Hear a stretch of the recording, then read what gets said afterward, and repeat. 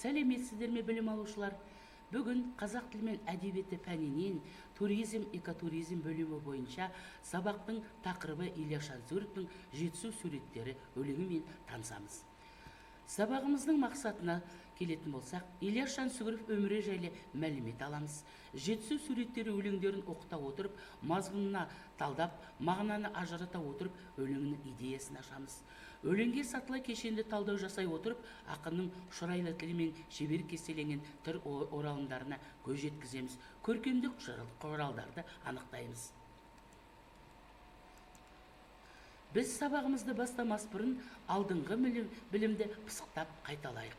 Алдында біз Қазақстанның туризмі, экологиялық ахуал, Сейфуллиннің Көкшетау поэмасымен танысқан болатынбыз. Сол алдыңғы білімді пысықтауда мынадай сауалдарға жауап берейік. Қазақстандағы туризм мәселесі, туризмнің қандай түрлері бар? Туристік нысандары мен айырмашылықтары мен ұқсастықтар туралы не айта аласыз? Сәкен Сейфуллиннің Көкшетау поэмасы бойынша алған негізгі ақпараттар, қазіргі экологиялық ахуал пікір алмасайық. Еліміздегі көрікті жерлер туралы не білесіздер? Жаңа сабағымызды бастамас бұрын мына суретке көңіл аударайықшы. Жетісу жер жанаты деп аталынады суреттер. Қазақстанның ең сұлу өңірі 4 түлікке құт болған, тарихы мол, қазыналы өңір. Мына Қазақстан картасына көңіл бөлейік. Бұл Қазақстан картасына көңіл бөлетін болсақ, мына жерге күн сәулелі ашық аспан, жасыл желекке айналған, көл суы мол таулы аймақтар, қазақи үй кигіз үй, ондағы тұратын адамдар, жан жануарлар, аңдар, осының бәрі мына картаға сыйғызып тұр. Табиғаты қандай керемет десеш. Демек, сезім тербеткен өлке, бұндай сезім тербеткен өлкені қаншама ақын жазушыларымыз өз шығармаларына қосып, әнге қосып, шығармаларына қосып бізге жеткізіп отыр.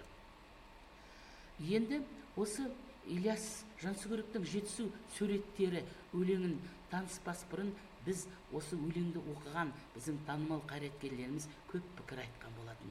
Сондай ой пікірдің бірін әдебиеттің бірі Мұхтар Әуезов былай дейді: мен Ильясты бұрын да білуші едім, өлеңдерінде оқып жүретінін, бірақ оны шын мағынасында дарынды екенін мойындағаным сол жетісу суреттері өлеңін оқығаннан кейін. Иә, мына Ильяс Жансүгіровтің не суретін көріп отырсыз, өлеңдері, шығармалары қаншама десесіз. Енді осы Ильяс Жансүгіровтің шығармашылық еңбек жолынан кішкене мағлұмат алайық. Мына сілтемеден де оны көріп оқи аласыздар. Ильяс Жансүгіров ақын, драмашы, прозашы, оның поэзиясы ұлттық әдебиеттің классикалық байлығының қатарына жатады. Қазақ әдебиетінің негізін қалаушылардың бірі. 1894 жылы Алматы облысының Ақсу ауданында дүниеге келген. Ташкенттегі 2 жылдық мұғалімдік курсты бітіріп, өз ауылында мұғалім болған. Одан кейін аз уақыт тілші газетінде жұмыс істеп, Верныйдағы Қазақ ағарту институтының меңгерушілігіне тағайындалды. Мәскеудегі коммунистік журналистика институтын бітірген соң Еңбекші Қазақ газетінде қызмет атқарады. 1932-1934 жылдары Қазақстан жазушылар одағы ұйымдастыру комиссиясының төрағасы. 1933-1936 жылдары Қазақ КСР орталық атқару комитетінің мүшесі болды. 1938 жылы саяси қуғын-сүргін құрбаны болды.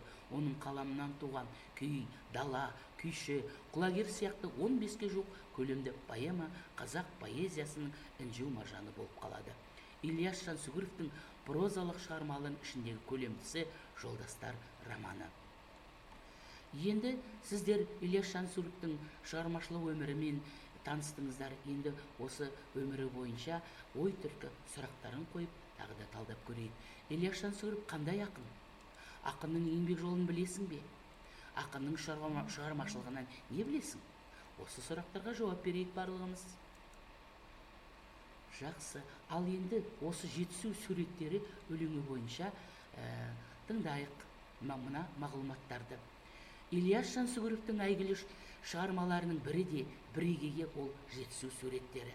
Жетісу суреттері шығармасын оқығанда жетісудің көркемдігін көз алдына елестейтін жан жоқ шығар шіркін.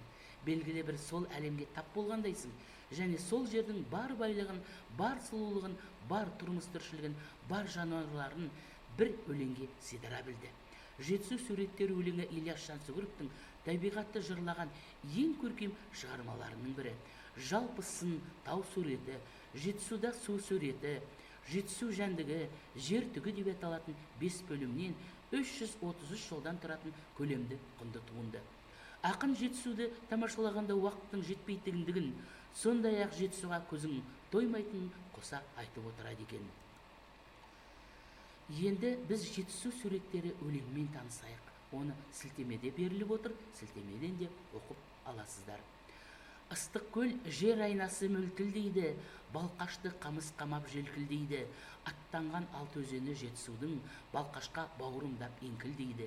Балқаштан өзендерлей жүзген балық, тұмсығын қас қаққанша еркіндейді. Бұлқынса анда-санда алабұра, Жетісу желпен қағып селкілдейді. Шу әне тауды тарпып шыққан шулап, ойнақтап, ырғи жосып таудан толап. Асқардың ақтарылған ақ емес пе, қарқ болған қырғыз қазақ суын сулап. Шуылдап жүйткіп жатқан шудың үні, қолыңды бер, құт береке дейді тумақ. Ертеден бірге теуіп өскен шуда, ұлысы ұлы жүздің үйсін дулат. Шымырлап, іле қайнап, құмды кезген, көпірген көксу, көл бар басы бастау. Дегенге көшпелі әйнек суы ұйқастау. Тау жауып тасты қуған содыр суы, аңқылдайды арнасында меруер тастау. Жал басы шаған бұғы мүлгиді оған, шалдуар шалдай қалып шаламастау. Жар жарып жерде жиған көксу көл бар, бейне бір жалайырға шабатын жау.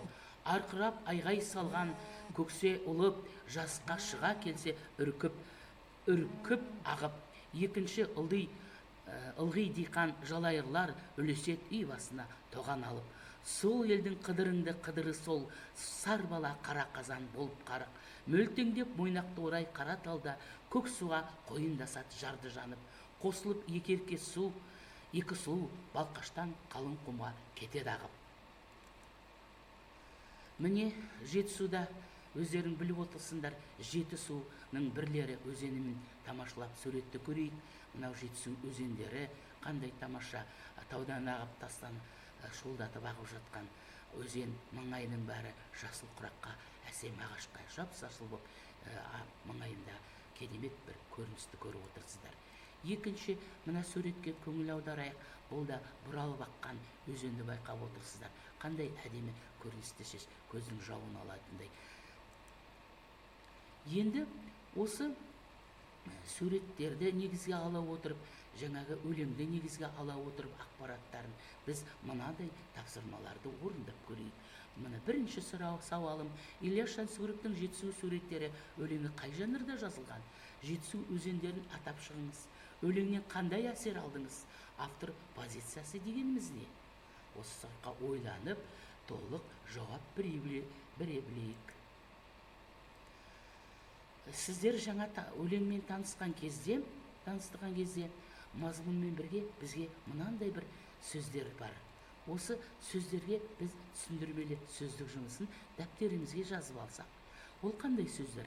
Мөлтілдеу, яғни жаутаңдау, жалынышпен қарау деген мағынада. Желкілдеу, ол тербелу мағынасында.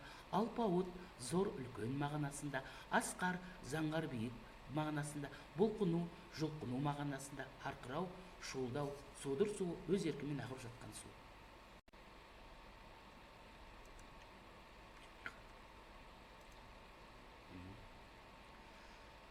Енді осы өлең бойынша Жетісудағы жан-жануарлар мен қаншалықты жан-жануарлар, аңдар, құстардың бар екенін көрдік. Енді осы аңдар мен құстарды осы өлеңде кездесетін топтап кестеге салайық. Бәріміз дәптерімізге жазайық. Бұл біздің екінші тапсырмамыз. Екінші тапсырмамызды орындап болдық. Енді барлығымыз өзіндік жұмыс жасайық. Өзіндік жұмыс біз сіздермен қазір дәптерімізге мына өлеңді қарап отырып, оқып отырып, осы өлеңдерден әдеби, теориялық ұғымдарға жататын эпитеттер, теңеулер, метафораны тауып көрейік. Ал таптық эпитеттер ол меңіреу құз, мұноғай, қоғалы көл, қоңыр құм, әсем жер, ақбура, қоңыр самал, меруер тастау, ерке су, сары бала, қалың құм, қара қазан. Бұл не екен? Бұл эпитеттер екен. Теңеулер көшкен керуендей, бурадай, айда қардай, шалдуар шалдай. Метафора кеудең асқар, аяғың көл, ыстық көл, жер айнасы. Яғни осындай бізде әдеби теориялық ұғымдарды бар екен. Енді бұны біз осы сабағымызды әсем жер деген сөзді алып грамматикалық талдау жасасақ, морфологиялық талдау жасап көрейік. Әсем дегеніміз ол сын есім, жер дегеніміз зат есім. Сын есіммен, зат есіммен жасалған біз сөз тіркесін көріп отырмыз. Енді мына суреттерді тамашалайық. Қандай әсем сурет? Таудың етегіндегі ағып жатқан су. Енді бұл суретіміз жер жанаты Жетісу деп аталынады. Осы суретке қарап отырып, шығарманы негізге ала отырып ақпараттарын барлығымыз ессе жазайық. Міне қандай тамаша сурет, міне көк-көң боп әсем аспанның көгілдір түсімен сәуле беріп тұр. Керемет бір табиғаттың көріністі көріп отырмыз. Енді осыған көңіл бөлейік, шығармашылық жұмыс ессе жазайық. Ессе жазып болсаңыздар, мен оны тексеріп келесі жолы бағаларыңызды айтамын. Енді осы өткен сабағымызды қорытындылайық. Біз бүгін сіздермен жер жанаты Жетісу тақырыбына өз ойыңызды қосып, яғни өлеңдегі ақпаратты суреттен алып ессе жаздық. Ильяс Жансүгіровтің өмірі мен шығармашылығы жайлы мәліметпен таныстық. Ақынның Жетісу суреттері өлеңін оқыдық. Өлеңдердегі ақпараттардың оқырманға әсерін, автордың позициясын талқыладық. Сабағымыздың соңында біз кері байланыс жасап, рефлексия хот-дог түрінде кері байланыс жасайық. Яғни маған ұнады, маған қызықты жері, мен деген пікір айтамын. Яғни ұнаған жерлеріңді, қызықты жерлеріңді, пікірлеріңді ортаға бәріміз салайық. Жақсы, жарайсыңдар. Енді үйге тапсырма беремін.